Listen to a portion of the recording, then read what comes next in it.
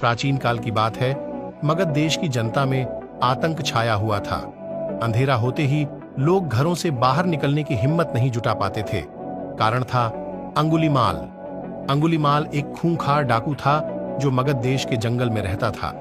जो भी राहगीर उस जंगल से गुजरता था वह उसे रास्ते में लूट लेता था और उसे मारकर उसकी एक उंगली काटकर माला के रूप में अपने गले में पहन लेता था। इसी कारण लोग उसे अंगुलीमाल कहते थे।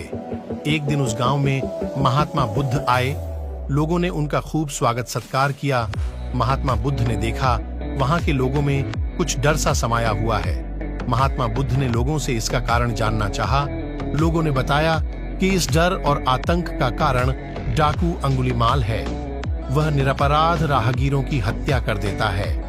बुद्ध जंगल में जाने को तैयार हो गए तो गांव वालों ने उन्हें बहुत रोका, लेकिन बुद्ध अत्यंत शांत भाव से जंगल में चले गए। तभी पीछे से एक कर्कश आवाज कानों में पड़ी, ठहर जा। कहां जा रहा है? मैं कहता हूं डर जा। बुद्ध रुक गए और पीछे पलटकर देखा। लाल लाल आंखें, हाथ में तलवार लिए वह बुद्ध को घूर रहा था। बुद्ध समझ गए यही अंगुलीमाल है। अंगुलीमाल ने बुद्ध के चेहरे की ओर देखा।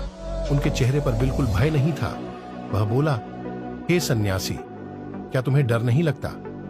बुद्ध बोले, तुझसे क्या डरना? डरना है तो उससे डरो जो सचमुच ताकतवर है।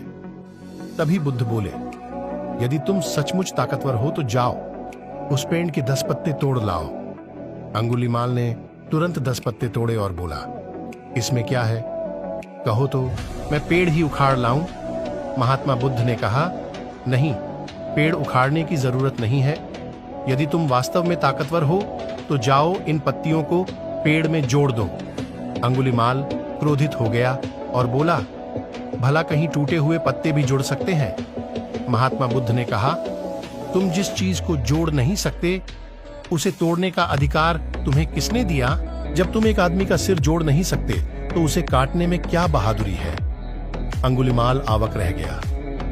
वह महात्मा बुद्ध के चरणों में गिर पड़ा और बोला, हे महात्मन, मुझे क्षमा कर दीजिए, मैं भटक गया था, आप मुझे अपनी शरण में ले लीजिए। भगवान बुद्ध ने उसे अपनी शरण में ले लिया और अपना शिष्य बना लिया। आगे चलकर यही अंगुलीमाल एक बहुत बड़ा साधु हुआ।